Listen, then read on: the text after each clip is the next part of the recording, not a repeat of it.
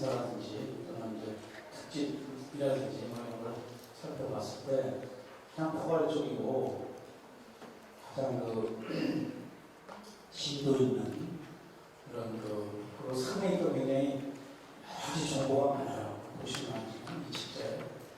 그래서 여러분들이 조금 이제 식사를 하셔도 힘드시겠지만 좀 즐기시는 기분으로 하셨으면 좋겠습니다. 최정보 선생님의 발표를 듣도록 하겠습니다.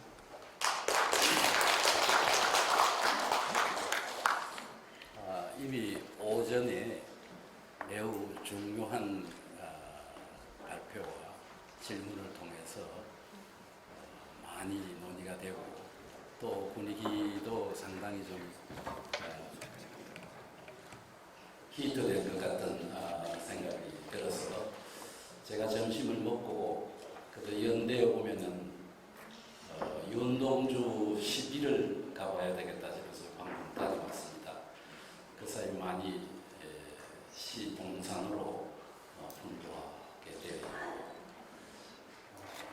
오랜만에 여기에 오니까 고 백낙준 총장님도 생각이 나고 또 한때 제가 법철학 강의를 여기서 했는데 그때 담당하셨던 한병춘 박사께서 랑군 사태로 고인이 되셨는데 참 이런 개방적 세계 지식인 개방적인 지식인이 생존해 계신다면 우리에게 좋은 조언을 해주셨을 텐데 그런 생각을 하면서 들어왔습니다. 우리에게 주어진 역사적 사명을 우리가 어떻게 감당을 해야 될지 다시 한번 생각하게 합니다. 저는 사실 작년 11월 달에 이 주제로 한번 발표를 했기 때문에 이번에는 중복을 피하고 좀 보충적인 그런 이야기들을 좀 썼습니다. 기본적으로는 오늘 아침 오전에 안상원 교수께서 발표하신 그런 입장이라고 할까 생각을 갖고 있다고 하는 것을 미리 말씀을 드립니다. 그래서 제한된 시간이기 때문에 다 읽을 필요도 없고 그저 뭐를 제가 여기서 언급을 했다 하는 것만 스케치식으로 지적하는 것으로 하겠습니다. 제일 먼저는 66페이지에 있듯이 노벨상은 뭐니 해도 이상주의적인 문학에게 상을 준다 하는 것이 분명하게 명시되어 있습니다.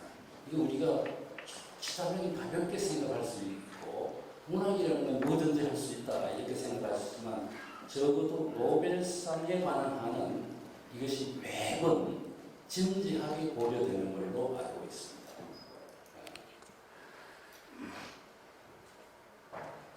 그러면 한국 문학은 어떻게 보이는가 이에 대해서 여러 가지 얘기들이 이미 지적이 되었습니다만 솔직히 외국에 나가보면 서점에 무라카미 같은 그런 작가, 중국 작가의 책들은 참 수급이 쌓이는데 아직도 한국 책을 보기가 힘들고 또 지금은 뭐니 해도 구글 같은 그런 매체를 통해서 우리가 많은 것을 아는데 코리안 리터러처라고 하는 것을 쳐서 들어가 보면은 나는 있긴 한데 정말 좀 더 보충되어야 하고 풍부화되어야 되겠다고 생각이 되어졌습니다. 국제 팬이 존재하기 때문에 우리는 누구나 사실상 공식적으로 노벨상을 추천하고 또 그 사이에 근 70년 정도 보는 동안에 우리 팬 회원들이 국내외에서 여러 가지로 활동을 하고 있는 것을 제가 여기서 지적을 했습니다. 피터리라고 영어에서는 표현합니다만 이 학술 교수가 유네스코의 지원을 받아가지고 소스북 오브 코리안 시빌라이제이션이라고 하는 책을 냈는데 이런 책이 외국에서도 우리 국내에서도 좀 더 많이 알려졌으면 좋겠습니다. 69페이지에는 세계문화자유회의라고, 아마 여기에 계시는 분들도 이 단체 이름을 처음 들어보시는 분이 많을 겁니다. Congress for Cultural Freedom이라고 CCF라고 하는 것인데요. 1950년 한국 전쟁이 발발한 그 다음 날 6월 26일 날 베를린에서 세계 지식인 문화인들이 150명이 모여서 동서냉전 체제 하에서 공산주의에 대항해서 자유세계를 문화적으로 결속을 해야 된다고 해서 결성한 것으로 우리나라에서도 한 15년간 열심히 활동을 했습니다. 회장은 오종식 선생님이셨고, 사무를 김용구 한국일보 논설위원께서 하셨습니다. 이것은 문학만이 아니라 미술, 음악을 포함해가지고 대대적인 활동을 했고, 우리에게 상당히 주목되는 것은 사상계라고 하는 잡지, 장균하사가 되었습니다. 이 잡지도 사실상 이 단체의 지원을 받아서 낸 것이다. 그래서 우리의 기본 바탕에는 이 자유정신이라고 하는 것이 있다고 하는 것을 제가 좀 지적하고 싶습니다.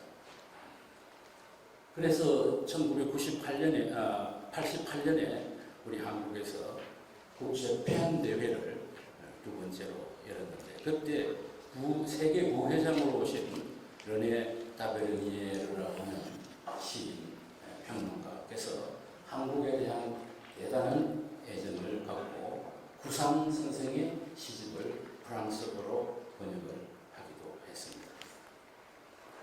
또 72쪽에 나와 있듯이 최진주와 안성대가 본 한국문학이라고 제가 좀 언급한 것은, 최진주는 펄벅 여사의 한국 이름입니다.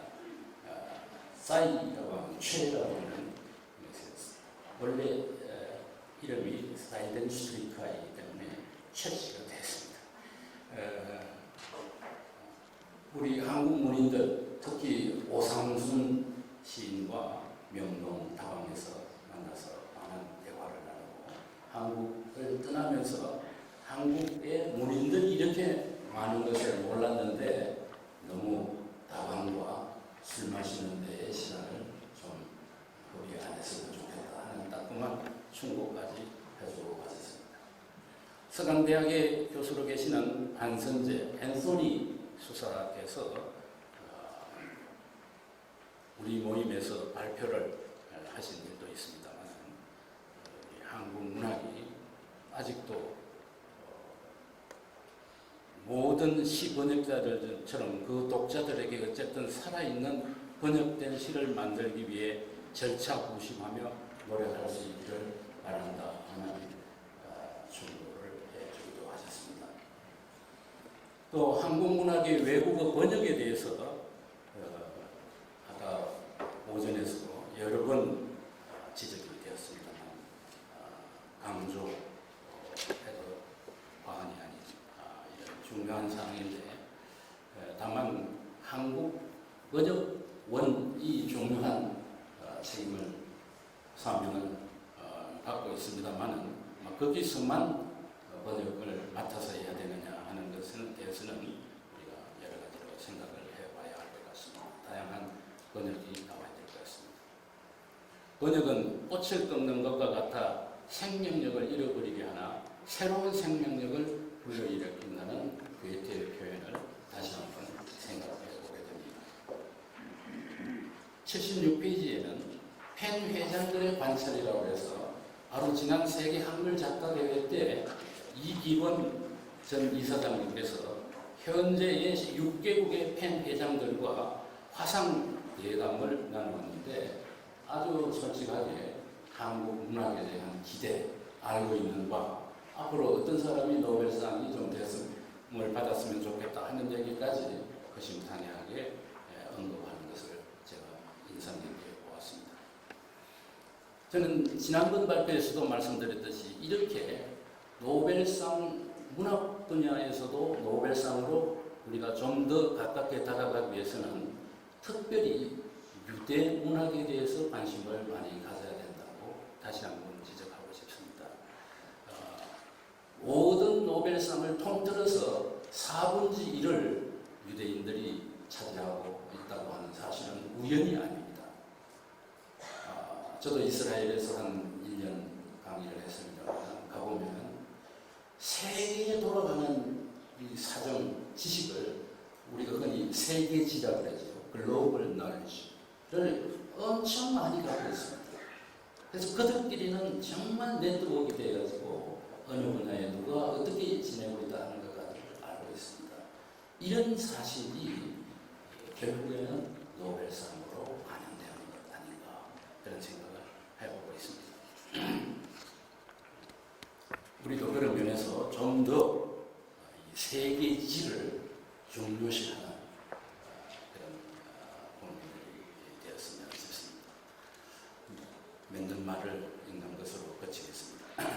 이상 한국문학이 지금까지 노벨 문학상과 관련하여 걸어온 아쉬움의 범로를 스케치해 보았습니다. 분명히 이 정도로는 그리 큰 접촉이었다고 말할 수 없습니다. 오히려 멀리서만 그리워하고 짝사랑해온 것이라 할 것입니다. 유엔의 유네스코가 주는 상도 아니고 북쪽의 스웨덴이란 먼 나라에서 오는 원음입니다. 그 먼 나라에 코리아의 진동은 아직도 약하게만 전달되고 있는 것이 아닌가 생각됩니다. 아무리 한국의 시인이 많고 국민들이 그 시들을 읽고 감동하여도 그 감동은 전달되기 어렵습니다. 김소월과 서정주의 시는 번역하기도 어렵습니다. 김지하의 시도 마찬가지였습니다. 그럼에도 르클레지오 노벨상 수상자는 윤동주의 시가 좋다고 우리 모임에서 고백을 했습니다. 과연 한국 문학이 노벨상을 탈 만큼 세계적 수준에 이르렀을까요? 위에서 보았듯이 모윤숙, 김원국, 박경리, 구상, 한무숙 같은 작가들은 행운을 보지 못하고 아쉽게 여운을 남기고 작고하였고 고은 시인은 자퇴하고 말았습니다. 그 후 이렇다 할 작가가 안 보입니다. 젊은 작가들은 아직 갈 길이 멉니다. 가게 되는 것은 기대되는 것은 재미 작가들, 예컨대 박태영, 이창래, 수잔최, 이민진, 요즘 빠진고 얘기 많이 되고 있죠. 같은 이들입니다. 이들이 좀 더 좋은 작품을 쓸 수 있도록 조국은 물심양면으로 격려 지원해 줄 필요가 있다고 생각합니다. 어쨌든 노벨상은 자주 작가명이 거론되어지고 알려지는 것이 중요하다고 생각됩니다. 노벨상 얘기는 아직도 먼 동네 얘기고 이제 좀 지친 듯도 보입니다. 번역료 때문에 이제 노벨 수상자 번역은 더디고 잘 나오지 않습니다. 그런가 하면 문학단체와 문학상은 수없이 많고 작가들은 유명세를 위해 희희낙낙하고 있는 것 같기도 합니다. 무언가 자체의 권위가 축적되어 가지 못하는 것 같습니다. 시간이 지나도 개선되지 않고 오히려 망각되는 무엇이 보이기도 합니다. 그리고 국내의 젊은 작가들에게도 세계 속에서의 한국 문학의 위상을 가르쳐줄 필요가 있습니다. 국립한국문학관의 설립이 새로운 기대를 모으고 있지만 국가 전체적으로 역사와 인간의 기록과 아카이빙의 전통을 수립해야 합니다. 이것이 정상의 과정이고 이런 정상하게 되기 전에는 우연히 하늘에서 홍시 떨어지듯 노벨상을 기대하기는 불가능할 것입니다. 설령 누가 노벨상을 받는다 하더라도 이런 혼란스러운 정치와 문화 속에서 과연 조용히 수긍하고 본인도 무탈하게 보다 나은 작가 생활을 할 수 있을까 의구심도 없지 않습니다. 이런 얘기를 전개하자면 또 장황하게 서술해야 할 것이고 한마디로 지금부터라도 명실상부한 문화국가 쿨투어슈타트의 길로 나가는 것만이 노벨상으로 가는 길이라고 결론 짓고 싶습니다. 고 전숙희 한국펜 회장의 말씀을 마지막으로 상기합니다. 시인이나 작가는 창작만 하면 된다. 그들이 자유스러운 분위기 속에서 창작만 할 수 있도록 길을 열어주는 것이 민주국가의 긍지가 될 수 있다. 풍요로운 유산을 남기는 문화민족이 될 것이다.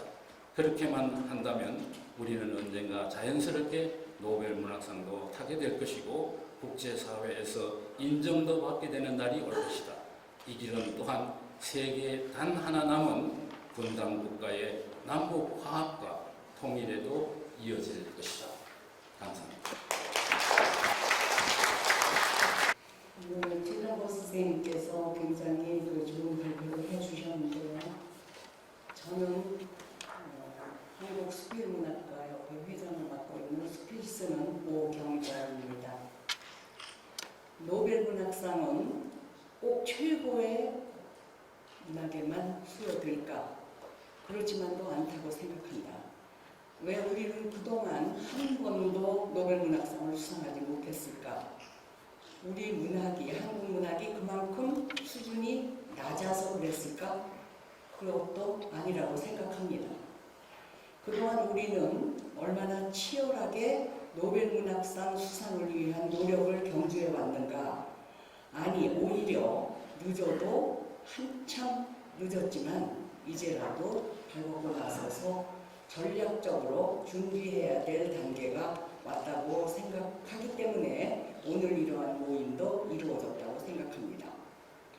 최정호 선생님께서 이러한 우리의 현실을 직시하고 그동안의 한국 문학이 세계 문학과 어떤 소통을 해왔고 또 그 어떤 과정을 거쳐서 교류가 이루어졌는지에 대해서 광범위하게 발표해 주셨습니다. 한국 문학의 세계화의 교류라기보다는 한국 문단의 인사들과 세계 문단의 인사들 사이에서 이루어졌던 교류를 통한 소통을 사안 중심별로 잘 정리해 주셨다고 생각합니다. 이제 우리가 노벨문학상에 도전하기 위해서는 실제적으로 어떤 전략을 짜야 할 것인가 하는 문제가 가장 시급하고 중요하다고 생각합니다. 그동안 우리 한국 문학이 수준에 못 미쳐서 노벨문학상을 수상하지 못했다기보다는 세계 문학과의 교류, 소통의 면에서 매우 소극적이고 주변적인 존재였다는 자성을 할 필요가 있다고 봅니다. 여러 가지 원인도 있고 판단할 수 있는 그런 기준도 여러 가지가 있고 거기에 따른 처방도 가지가지 많겠지만 우선 한국 문학과 세계 문학의 교류, 소통의 문제와 우리 한국 문학의 번역 문제가 양대산맥이 아닌가 생각합니다. 그러나 한국 문학과 세계 문학과의 소통과 교류도 결국은 우리 한국 문학이 잘 번역되어 세계 문단에 소개되고 알려져야 교류도 소통도 이루어지는 것이기 때문에 귀결되는 종점은 모두가 번역의 문제가 아닐까 그렇게 생각해 봅니다. 작년 11월에 개최된 제6차 세계 한글 작가대회에서 국제팬 한국본부는 노벨상의 문제를 집중적으로 다루고 세계 문단의 국제팬 문인들과 한국의 노벨상 도전에 대한 문제를 심도 있게 다룬 바 있습니다. 그리고 우리나라의 그 해외 동포 작가들의 의견을 폭넓게 경청했습니다. 이때 공통적으로 대두된 문제가 한국 문단의 세계화를 위해서는 번역의 시급함과 중요성이 강조되었습니다. 이 번역 문제를 해결하기 위해서는 국가가 적극적으로 지원하고 지속적으로 인력을 양성해서 양질의 번역물이 나와야 한다는데 목소리를 함께 했습니다. 세계 문단에 한국 문학이 많이 소개되어야 노벨문학상의 후보군에 포함되고 세계가 한국 문학의 진수를 느껴야 한국 문학의 위상을 자리매김 받을 수 있을 것 아니겠습니까? 세계에 우리 문학을 많이 소개하려면 번역이 활성화되고 우리 작가들이 세계 문단으로 관심을 돌려야 하는 일이 첩경이라고 생각합니다. 발표하신 내용 중에 제가 지금 말씀드린 것처럼 일정하게 어떤 토론, 반대 토론이나 그런 의견으로 제시할 부분이 그렇게 많지는 않기 때문에 몇 가지만 여쭤보겠습니다. 지적하신 중에 노벨상이 이상주의적 문학에 주는 상인데 우리가 굉장히 험난하고 어려운 그런 현대사를 보면 우리가 점령당했던 그런 나라라든지 전쟁을 겪었다든지 혁명을 겪었다든지 하는 이런 어려움 속에서 극한 상황 속에서 이상주의적 문학이 그렇게 가능했겠는가 이렇게 말씀하신 것 같은데 오히려 그러한 속에서 진정한 휴머니즘 이런 것들에 대한 추구, 절대적인 극한 상황 속에서 진정한 보편적 가치, 인간의 그러한 것들을 오히려 더 추구할 수 있는 그런 문학적 소양이 오히려 더 많이 포함되어 있는 것이 아닌가 하는 부분에 대해서 조금 의견이 다른 것 같아서 여쭤보고 싶고요. 그리고 번역에 대해서 지원의 문제가 제도적인 것과 더불어서 결국 예산의 문제이기 때문에 우리가 이제는 옛날처럼 가난한 나라가 아니고 무엇이든지 꼭 필요하다고 생각하면 나라가 할 수 있는 경지에 왔다 하는 것을 우리가 이번에 코로나 방역 대책을 보면서 느꼈습니다. 그렇다면 문학이라는 것에 대한 인식의 전환이 먼저 있어야 번역의 지원이고 뭐고 하는 거가 가능할 텐데 그런 부분에 대해서 우리가 어떤 전략을 썼으면 좋겠다는 의견이 혹시 있으신지 여쭤보고 싶고요. 우리가 세계 문단에 한국 문단이 우선 소개가 돼야 되는데 그러려면 우리들의 작품이 세계 시장에 독자들에게 번역되어져서 던져져야 됩니다. 그러기 위해서 국가가 번역을 지원함에 있어서 노벨 문학상의 수상작이 될 만한 것들을 골라서 번역을 지원한다든가 그러한 소극적인 태도만이 아니고 번역 인력을 우선 기르는 방대한 작업, 인력을 먼저 길러야 되는 방대한 작업을 일본처럼 어떻게 우리도 어떤 정책으로 어떤 방법으로 제안을 해야 될 것인가 그리고 우리나라가 우리 작가들이 세계 시장에 자기의 작품을 번역해서 들고 나가서 세계 시장으로 진출할 수 있도록 하기 위해서 우리 문단이나 문학단체 특히 펜 같은 곳에서 어떠한 일을 적극적이고 구조적으로 해나가면 좋겠다는 데 대한 평소에 의견이 있으실 것 같은데 그러한 것을 이 자리에서 제안을 해 주시면 우리가 그것을 모아서 정책화하는 그러한 일에 앞장서야지 말로만 해가지고는 안 된다는 생각을 하면서 말씀드렸습니다. 세계 시장으로 우리 작가들이 나가야 되는 것이 노벨 문학상을 향한 도전의 첫걸음이라는 생각을 합니다. 고맙습니다.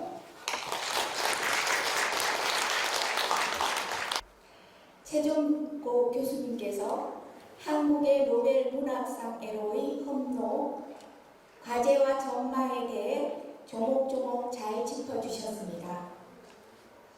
교수님께서는 지난 제7차 세계 한글 작가대회에서 한글 문학과 노벨 문학상 어떻게 만날까를 발표하셨습니다.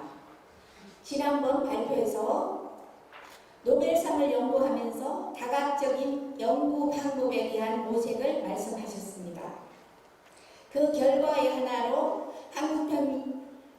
국제펜 한국공부에서 한글 문학과 노벨 문학상 심포지움 행사가 성사된 것 같습니다. 국제펜 한국공부의 노력에 감사드립니다. 최종보 교수님의 두 번의 발제를 듣고 노벨 문학상에 대해 보다 포괄적이고 세부적인 많은 것들을 배웠습니다. 노벨 문학상에로의 과제와 전망의 험로라고 주제를 정한 것에서와 같이 우리에게 노벨 문학상까지 가야 할 길이 멀고도 험하다고 느끼기도 합니다. 하지만 오늘과 같은 노력으로 합심하여 간다면 머지않아 길이 보일 것이라고 생각합니다. 질문 드리겠습니다. 한국 문학은 어떻게 보이나?에서 구글 같은 매체를 통해 코리안 리터리처에 들어가서 보면 허술하고 부족해 보인다는 말씀이 있었습니다. 그것에 대해 어떤 좋은 아이디어가 있을지 여쭙고 싶습니다. 그리고 이상주의적 문학에서 노벨 문학상은 이상주의적 문학을 쓴 작가에게 준다고 처음부터 명시하고 있다. 오긴 교수님 같은 질문을 해주셨습니다. 현대에도 이민족 지배와 동족 상잔의 전쟁과 두 번의 혁명을 겪은 상처투성이의 한국인에게 이러한 이상적 문학이 어떻게 가능할까? 좀 더 심각하게 고민하고 추후에 가지라 생각한다. 이것에 대해서 고민해 보았습니다. 이상주의적 문학이 여러 방식으로 해석될 수 있다고 생각했습니다. 최근에 2009년 노벨 문학상 수상자인 헤르타 밀레의 순간에를 읽고 토론하는 시간이 있었습니다. 문자는 아름다웠다. 나는 비극은 시의 옷을 입혀야 한다고 생각한다. 그 처참함을 고발하기 위해서는 그래도 비극은 시의 옷을 입어야 한다는 것. 그것이 내 문학의 명예였다. 루마니아 작가 헤르타 밀러의 말이 가슴에 와닿았습니다. 우리에게도 분단 등의 충분한 소재가 많다고 생각하며 치열하게 정제된 글들이 작가들에 의해 쓰여지고 소개될 수 있으면 좋겠다고 생각했습니다. 도무지 독서를 하지 않는 국민 같다 라고 탄식하신 것에 대해 공감이 갑니다. 어떤 방식으로 글을 읽는 것을 장려하면 좋을지에 대한 해안도 듣고 싶습니다. 문학단체 행사 중에 독서 토론팀이 있어 한 달에 한 번씩 책을 읽고 발표하는 시간을 가집니다. 가끔 노벨 문학상 수상작을 읽고 토론하는 시간이 있는데 읽으면서 이래서 선정이 되고 수상을 하는구나 하고 공감한 때가 많습니다. 우리 문학 작품 중에서 또 독서 토론에서 서로 같이 읽고 토론하다 보면 작품이 큰 감동으로 다가올 때, 노벨 문학상에 부합되는 책이나 작가를 만날 때 외국어로 번역을 추천하는 시스템이 있었으면 어떨까 하고 개인적으로 생각해 보았습니다. 여러 사람이 공감하는 작품을 번역하여 소개하는 것도 좋겠다고 생각했습니다. 덴마크에 사는 친구가 현지인들에게 한국어를 가르치고 있습니다. 그곳에서 국내 대학의 한국어과에 원격으로 연결하여 한국어 교육을 받는 것이 쉽지 않은 일일 텐데 다시 공부를 하게 되어 기뻐하고 있습니다. 외국에서 한국어 원격 교육과 같은 강좌 지원과 제도가 향후에는 외국어 번역에 많은 도움이 될 수 있을 것이라고 생각했습니다. 노벨 문학상 얘기는 아직 먼 동네 얘기이고 해서 주제의 험난한 길을 다시 생각했습니다. 최동호 교수님의 지난 발표의 끝자락에 1954년 해밍웨이의 노벨상 수상 연설 언급도 좋았습니다. 진정한 작가라면 모든 작품은 성취감을 넘어 새로운 시작이어야 한다. 그는 언제나 자신이 이루지 못했고 다른 이들이 도전을 했으나 실패했던 뭔가에 도전해야 한다. 그리고 나면 때때로 큰 행운이 따르는 성공을 거두게 될 것이다. 귀한 발표 잘 들었습니다. 고맙습니다. 네, 미처 생각하지도 못했고 또 부족했던 부분을 질문의 형식을 통해서 보충해 주신 그에 대해서 대단히 감사하고 말씀드립니다.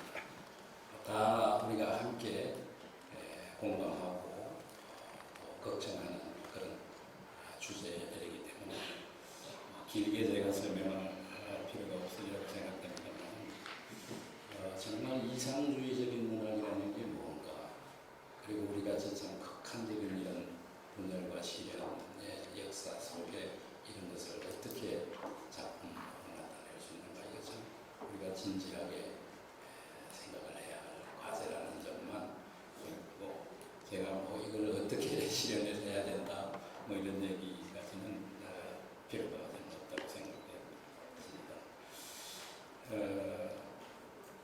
이 번역 여러 번 지적이 됐습니다만은 기왕 한국 번역원 원장님도 나와시고 또 펜에도 번역원이 설치가 됐으니까 유기적으로 그렇게 좀 더 많이 활기찬 결과가 나왔으면 싶다는 말씀을 드리고 싶습니다. 예수환 선생님께서 또 몇 가지 질문하셨습니다만 국어를 뭐 우리가 참 요즘은 제일 많이 이용을 하고 있는데 한국 문학 코리안 리터러처라고 쳐서 들어가 보면 참 많이 부족한 걸 느낍니다. 이건 문학만이 아니라 한국에 관한 굉장히 그 담기는 내용이 빈약하다 하는 것이 알려져 있습니다. 솔직하게 좀 어떤 때는 북한에 관한 것보다도 우리가 더 모자란 게 많습니다. 그래서 제가 몇 년 전에는 외국에 가서 그런 지적을 제가 받았습니다. 당신 이런 거 안 하고 뭐 때문에 외국에 나와 있느냐? 한국에서 하라. 우리가 오늘 살면서 좀 진지하게 이런 걸 현실적으로 생각해야 할 점이라 말씀을 드리고 마치도록 하겠습니다.